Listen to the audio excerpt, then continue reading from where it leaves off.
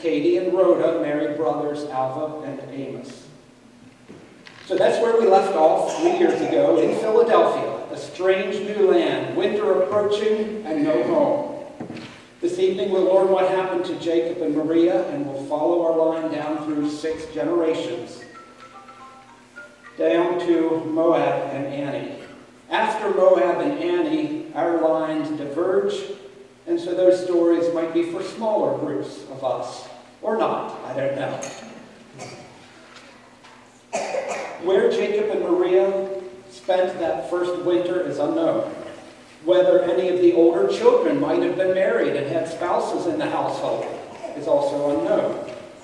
And who knows, there may have even been grandchildren.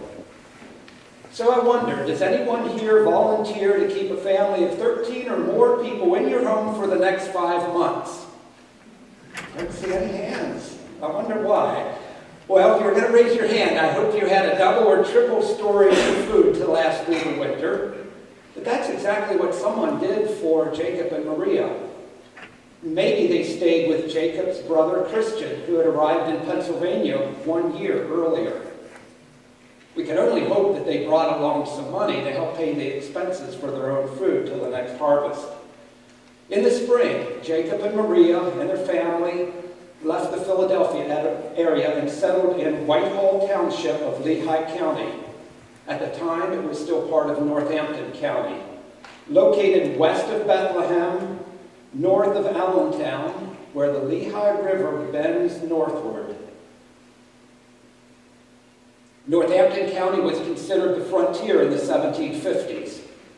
Jacob's tract of land originally contained 450 acres, and they physically moved in 1751, the year after they arrived. It wasn't until 8 years later that they actually made legal settlement for this land with Colonel William Allen of Allentown to establish proper legal ownership. And at that same time, the 450-acre tract was subdivided into 4 parts. 1 part for Jacob, 2 parts for 2 sons, and 1 part for a son-in-law. Today, the Whitehall Cement Company stands on this land, right along the Lehigh River. By 1760, a Mennonite meeting house served the new congregation, which consisted of the Showalters, the Bosslers, who crossed the ocean with them, along with Bayers, Siegfrieds, and some other families. Our ancestor, Jacob Showalter, was a leader in this congregation. He was a minister, some have suggested perhaps a bishop. The meeting house for this congregation was right across the Lehigh River from Jacob's land. He didn't have far to go to church, but they had to cross a river to do it. I wonder how they managed that. The congregation has been called Lehigh after the river, or Siegfrieds after one of the leading families. Worship services, we are told, were occasionally interrupted by unexpected Indian visitors. On a Saturday morning in October 1763, Jacob's youngest son Ulrich, at 21 years at the time, was working on the roof of a building near the Indian Falls. See the Lehigh River, and right here is the Indian Falls, later called Siegfried's Bridge. From his vantage point on the roof, he could see a group of 12 Indians crossing the river. Only later did he realize that these Indians were on a mission of revenge for some dishonest dealings their people suffered from the white settlers. The dozen Indians who crossed the river tomahawked several children from neighboring families, and so continued the destruction of William Penn's holy experiment of harmonious living between people of different races. The white settlers saw themselves as victims of Indian savages, but at the same time, many innocent Indians were being killed by unprincipled white settlers. The dotted line is the path of the Indians. They crossed the river and continued down this direction and then up. Jacob Showalter's household was right here. Daddy used to say, I don't know if we'd be alive today if when they crossed the river, if they had turned left rather than turned right. When I read the story, though, I think there was a particular family or a couple of families that they were in particular want of revenge. By 1771, 20 years after settling in Northampton County, the Showalter and Bossler families began moving out, some to Chester County, some to Lancaster County. Daniel, who is our ancestor, was among the first to leave. The Lehigh or Siegfried Mennonite congregation was greatly diminished and eventually died out. Jacob Showalter himself died in 1773, was buried in the old Mennonite cemetery. Today this is known as the Siegfried Cemetery. On a family vacation of my family in 1969, we visited this cemetery. As a 10-year-old, I didn't think the old cemetery was half as fun as the high slide at nearby Allentown. So I asked, which do you think Roy enjoyed more? And which do you think his children enjoyed more? But I guess some of the enthusiasm for that history did eventually pass on, even if it didn't at that time. Since Maria is not named in Jacob's will, we can assume that she died before he did. Jacob's will was written in German, and it's filed in the courthouse accompanied with an English translation. And it starts out with these words in English. I, Jacob Showalter of Whitehall Township in the county of Northampton in the province of Pennsylvania, having by the blessings of the Almighty God considerably advanced to an old age and feeling the infirmities thereof. I thought some of you could relate to some of that. Some of us, actually. I've been feeling a lot of infirmities in the last week. Jacob's signature on this will looks exactly like the one, hit the wrong button. Exactly like the one we saw earlier on the ship list. So I think that's proof that he signed his own will and that he signed for himself on the ship. He was no longer farming, so the inventory of his goods does not include much in the way of farm items. But it is a listing of his belongings, including a bed, his wearing apparel, and his one most valuable asset, which was one cow.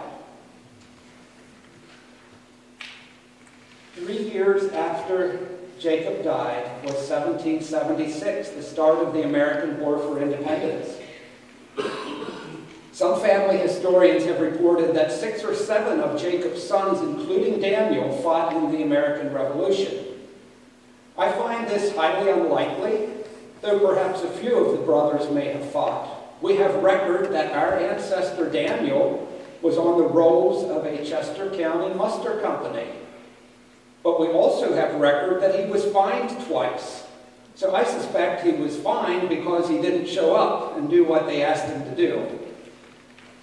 Speaking of Daniel, he is the one ancestor that I would write a book about if I was inclined to write a historical fiction.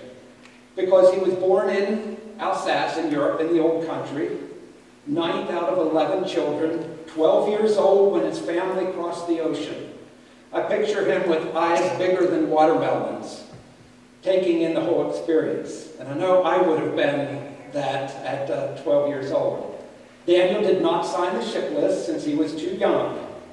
And he lived, of course, with his family in Whitehall Township. But as a young adult, Daniel was one of the first of his siblings to make the move away from Northampton County into Chester County. Daniel purchased an 88-acre farm in 1770 in this area, located in Tredyffrin Township along the Lincoln Highway in present-day Devon, Pennsylvania. Daniel and Margaret, his wife, may have worshipped with the Charlestown Mennonite congregation, about 6 miles to the north and west from their home. This little structure stands there today as a memorial to the meeting house that once stood there. And their children, the Showalter children, may have been able to attend school at the Old Eagle School, which is restored near the present-day town of Devon. It was built a year before they moved to Virginia, so in theory they could have attended school there. In practice, we have no way of knowing for sure.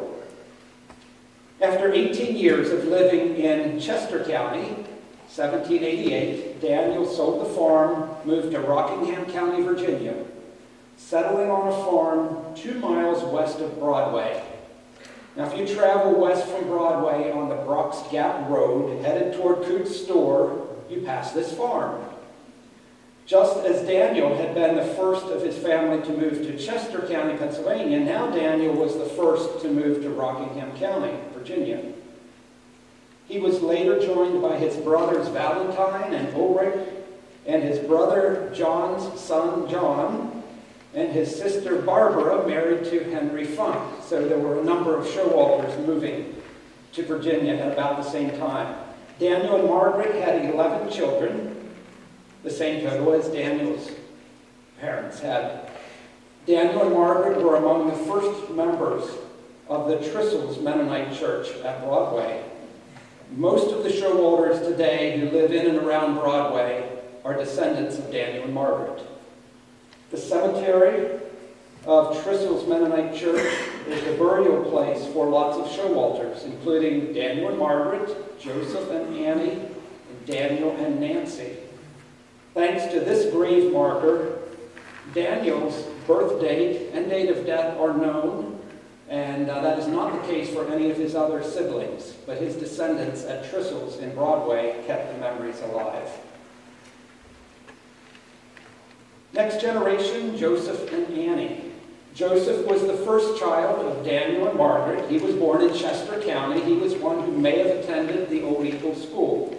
So he, of course, moved with his parents at age 12 when they moved to Rockingham County, Virginia.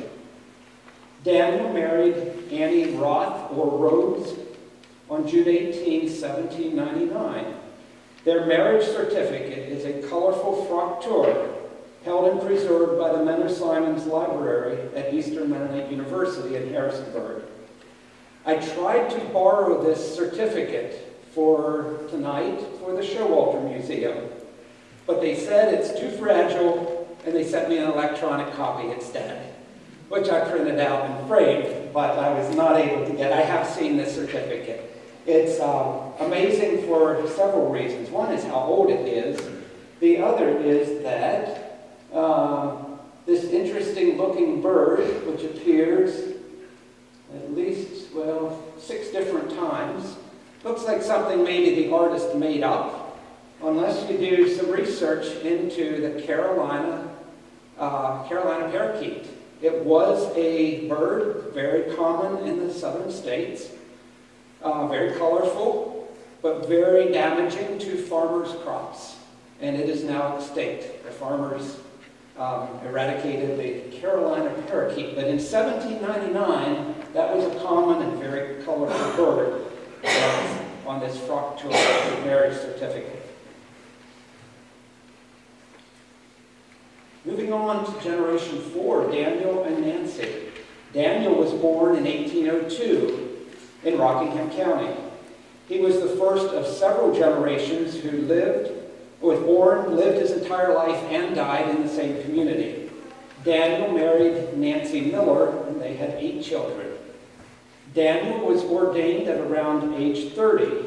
He was a minister in the Trissels Mennonite congregation, and it's noted that he was the last of the Virginia Mennonite preachers to preach exclusively in the German language by the time of the Civil War. Not the case in here, not the case in Lancaster or Eastern Pennsylvania, but the Virginia churches had already switched from the German language to English. It appears that Daniel was fine with the change, but it's just that he couldn't do it. So he gave his blessing, but he did not continue. He did not make that switch. There is a report in the book Virginia Germans by Klaus Wuss that Daniel used to preach in German to abandoned Lutherans up in the mountains, where at one place in Shenandoah County, and this was a quote from the people there, his German sermon was not long enough to suit the people. End of quote. They just loved hearing a good spiritual message in their native language, which Daniel could preach to them. He lived to the ripe old age of 87 years, which was quite old for that time period.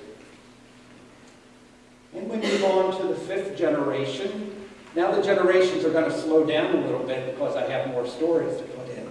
But this is Michael and Betsy. Michael and Betsy were both born in the same year, 1831, 30 years before the start of the Civil War. Now keep in mind that this is Virginia, this is the South. They almost definitely had neighbors who were slaveholders. And since I've been talking about Michael's background, it's time to learn a little bit about Betsy.